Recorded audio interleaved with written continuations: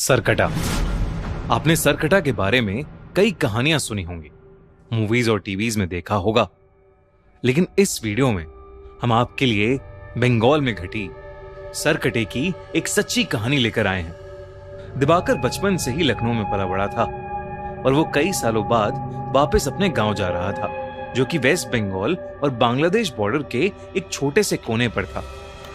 इससे पहले वो अपने गांव सिर्फ बचपन में गया था, लेकिन अपने पेरेंट्स के मरने के बाद अब उसके परिवार में सिर्फ उसकी नानी थी, जिन्हें वो अपने साथ लखनऊ ले जाने के लिए गांव आया था।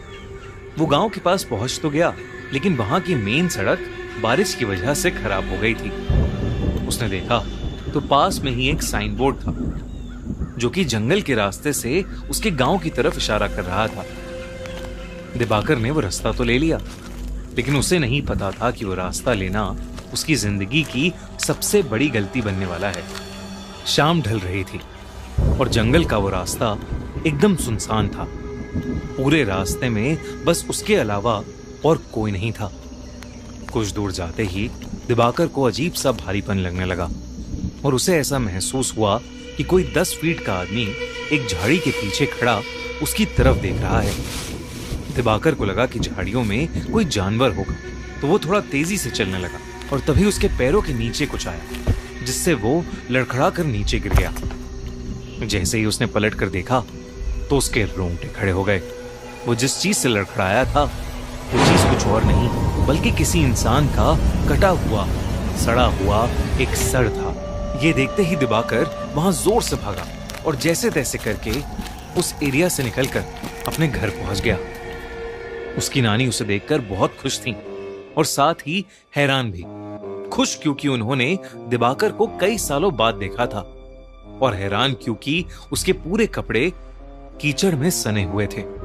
उसने अपनी नानी को बताया कि वो जंगल वाले रास्ते से आया और उसे वहां एक कटा हुआ सर दिखा। ये सुनते ही उसकी नानी का चेहरा एकदम सफेद पड़ गया।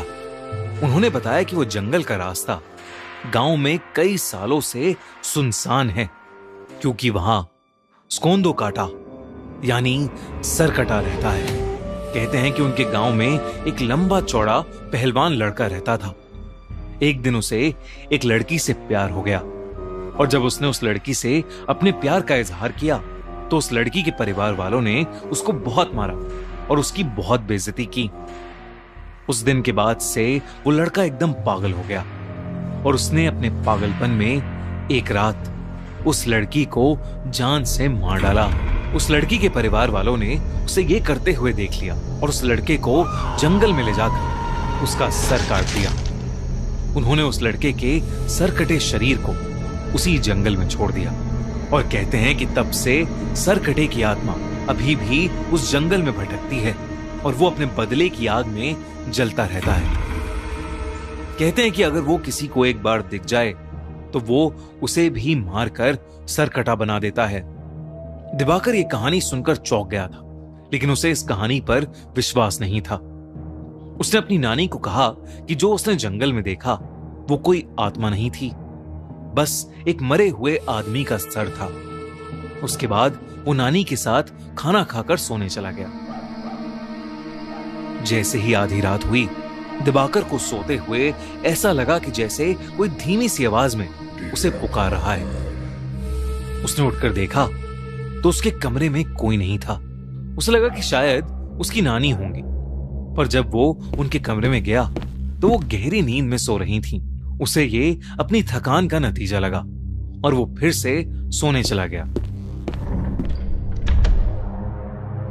लेकिन उसकी आंख लगते ही उसे फिर से वही आवाज सुनाई दी। दिवाकर ने देखा कि वो उसी जंगल में है और उसके ठीक पीछे एक 10 फुट लंबा आदमी खड़ा है और उसके हाथ में उसका कटा हुआ सर है। वही भयानक सड़ते मांस वाला कटा सर जो उसे रास्ते में दिखा था। वो सर अब दिवाकर से मदद मांगने लगा और उससे कहने लगा कि क्या दिवाकर उसका सर उसके शरीर पर वापस जोड़ सकता है। और मदद मांगते ही वो सर कटा बहुत ही भयानक तरीके से हंसने लगा और अचानक दिवाकर की नींद टूट गई। लेकिन जैसे ही दिवाकर की आंख खुली वो कटा सर उसके ठीक सामने हवा में तैर रहा था और वो कटा सर वैसे ही भयानक तरीके से हंस रहा था। दिवाकर के होश उड़ चुके थे, लेकिन वो अपने बिस्तर से हिल ही नहीं पा रहा था। वो डर के मारे जोर से चीखा और तभी उसकी नानी उसके कमरे में आई और उन्होंने कमरे की लाइट्स ऑन कर दी। लाइट्स ऑन करते ही वो कटा सर वहां से गायब हो गया। जब नानी ने उससे पूछा कि उसे क्या हुआ है, तो दिवाकर ने अपनी नानी से कहा कि उसने बस एक बुरा सपना देखा है। उस रात दिवाकर सो नहीं पाया। उसने गांव वालों से उस सरकटे के बारे में कई किस्से सुने, जिसमें से एक किस्सा ये भी था कि वो सरकटा लोगों से अपने सर को जोड़ने के लिए मदद मांगता है और अगर किसी ने उसका सर जोड़ दिया तो वो पूरे गांव का विनाश कर देगा और जो लोग उसका सर जोड़ नहीं पाते वो उन्हें मारकर अपने जैसा सरकटा बना देता है। उस रात जब दिवाकर अपने कमरे में सोने के लिए गया तो उसने देखा कि खिड़की के बाहर एक अजीब सा लंबा सा आदमी शॉल ओढ़े खड़ा है।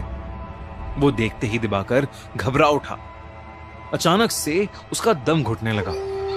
उसने देखा कि उस सरकटे का सर उसके ठीक पीछे है और वो अपने बालों से उसका गला दबा रहा है। इससे पहले कि वो कुछ कर पाता, उसे कमरे में एक तेज हवा का झोंका महसूस हुआ और वो एकदम से बेहोश हो गया। कुछ देर बाद जब दिवाकर की आंख खुली तो उसकी नानी उसके सामने थी। दिवाकर अपनी नानी को देखकर रोने लगा और उसने अपनी नानी को सरकटे के बारे में सब कुछ बताया। उसकी नानी बेहद घबरा उठी। दोनों ने डिसाइड किया कि वो सुबह होते ही उस गांव को छोड़ देंगे। उसकी नानी दिवाकर के कमरे में उसके साथ ही लेट गई। लेकिन कुछ ही पलों में जब नानी की आंख खुली तो दिवाकर बेड पर नहीं था। उन्होंने पूरे घर में उसकी तलाश की, लेकिन वो कहीं नहीं मिला। दिवाकर की नानी बहुत ज्यादा घबरा गई क्योंकि उन्हें डर लगने लगा था कि कहीं वो सरकटा उसे ले तो नहीं गया। उन्होंने गांव वालों से मदद मांगी और वो सब उसे ढूंढने में लग गए। जैसे ही वो जंगल में पहुंचे उन्हें किसी के जोर से गुर्राने की आवाज आई। तब उन्होंने देखा कि दिवाकर एक बड़ी सी तलवार लेकर खड़ा है। दिवाकर की आंखें सफेद हो चुकी हैं और वो गुस्से से गुर्रा रहा है, जैसे वो बिल्कुल पागल हो गया। दिवाकर की नानी ने उसे आवाज लगाई, लेकिन नानी की आवाज लगाते ही दिवाकर ने एकदम से अपनी तलवार से सबके सामने अपना सर काट लिया। ये देखते ही सब गांव वाले वहां से भाग गए और उसकी नानी वहीं जमीन पर गिरकर रोने लगी।